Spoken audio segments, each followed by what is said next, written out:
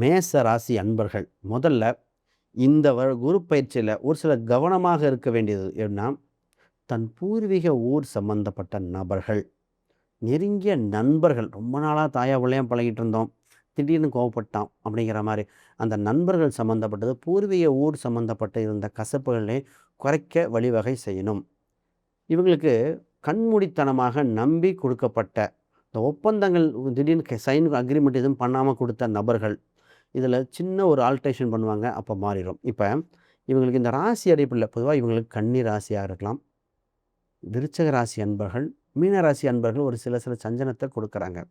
இதில் இவங்க நட்சத்திர ரீதியாக பார்க்கும்போது வேறு மாறும். இப்போ இந்த ராசி அன்பர்களும் கொஞ்சம் பார்த்துக்கங்க. பொதுவாக இன்னைய காலகட்டத்தில் பெருமாள் பெயர் கொண்டவர்கள், விஷ்ணு பெயர், பெருமாள் பெயர் கொண்டவர்கள், இல்லை மாடர்னைஸ்டு நேம் கொண்ட ஒரு சில நபரால் பாதிக்க வாய்ப்புண்டு. அப்போ பெரும் தொகையோ டிரான்சாக்ஷன் கவனம் கவனம்.